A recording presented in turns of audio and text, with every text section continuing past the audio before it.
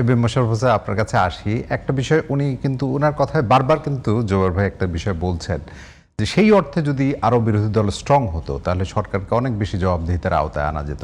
আমি একটু ছোট প্রশ্ন করি যে বিএনপির এই যে বিপুল সংখ্যাগরিষ্ঠতা এটি কি আসলে স্থিতিশীলতার শক্তি হিসাবেই থাকবে কিনা নাকি আধিপত্যের জায়গায় যাবে, আধিপত্যের শক্তি হিসাবে আবির্ভূত হবে যেটা আগে ছিল? আপনি একটা জিনিস লক্ষ্য করবেন যে বিএনপি কিন্তু সবসময় আপনি দেখেন বাংলাদেশে যখন অবাধ সুস্থ নিরপেক্ষ নির্বাচন হয়েছে আজ পর্যন্ত বিএনপি কিন্তু জয়লাভ করেছে।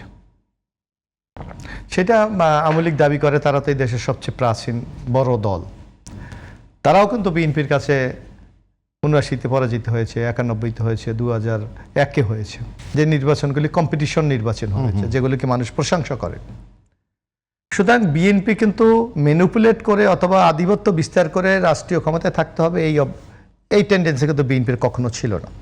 বরং আপনি দেখবেন যে রেকর্ড আছে যে ৯৬ সালে কিন্তু কেয়ারটেকার আন্দোলন বিএনপি কিন্তু সারা রাত কেয়ারটেকারের বিল পাশ করে দিয়ে পরের দিন রাজপথে এসে দাঁড়িয়ে কিন্তু ১১৬ সিটের বিরোধী দল হয়েছে।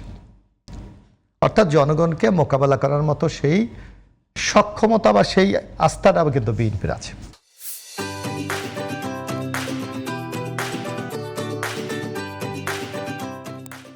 এখন ব্যারিস্টার জুবায়ের বলেছে যে আমরা নাকি জুলাই সনদ সেটাকে বাস্তবায়ন করছি না।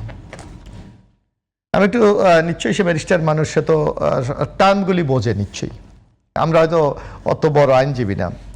উনি দুইটা আপনি একটু যদি আপনিও যদি বিজনদা আপনি যদি লক্ষ্য করেন, একটা জুলাই চ্যাপ্টার মানে যেটা সনদ বলি, আর একটা হলো জুলাই অর্ডার আদেশ।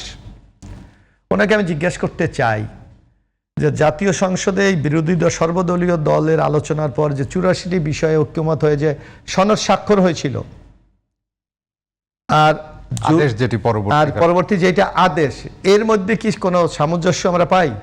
না, বরং একটা বিরাট ব্যবধান এবং একটা বিরাট কনস্পিরেসি এখানে তৈরি করা হয়েছে। কার স্বার্থ হয়েছে এটা ভবিষ্যতে নির্ধারিত হবে। যেমন আপনার জুলাই সনদ স্বাক্ষর হয়েছিল মহান জাতীয় সংসদের সামনে জাতিকে সাক্ষী রেখে, নোট অফ ডিসেন্ট সহ। আপনার মনে থাকার কথা যে এই বিষয়গুলি, নোট অফ ডিসেন্টটা কি ছিল, যে রাজনৈতিক দলগুলি আগামী জাতীয় সংসদ নির্বাচনে ম্যানিফেস্টোতে উল্লেখ করবেন, এই ব্যাপারে তার নোট অফ ডিসেন্ট আছে। জনগণ যদি রায় দেয় সেই অনুসারে তার ওই কর্মসূচি বাস্তবায়ন করবে। ক্লিয়ার, এখানে কোনো লুকানো কিছু নেই। কিন্তু আপনি দেখবেন ২৩ দিন পর যখন জুলাই অর্ডারটা দেওয়া হলো, সেখানে বেমালুম নোট অফ ডিসেন্টকে ভুলে গেলেন। কেন? কারণটা কি? ওই সময় অবশ্য বিএনপি কিন্তু স্ট্রং অবস্থান নিতে পারে। আপনাকে আমি একেবারে, কারণ হচ্ছে যে নির্বাচন একটা আমরা সেদিন আপনি পরের দিনে আমাদের মির্জা ফখরুল ইসলাম আলমগীরের মাননীয় মহাসচিব বলেছে, ইন্টেরিয়াম গভর্নমেন্ট বিশেষ করে প্রফেসর নাম হলো আলী রিয়াজ সাহেব বিএনপির সাথে জুলাই সনদের সাথে প্রতারণা করেছে, যার শব্দটার কথা আমার আপনি মনে হল। আমরা বলেছি এটা। তারপর কি একটা সমঝোতা কিভাবে হলো আপনি দেখেন, যেই আপনি দেখেন বাংলাদেশের যত গণভোট হয়েছে, নিশ্চয়ই জুবায়ের সাহেব তো আইনের লোক, নিশ্চয়ই জানারই কথা তার।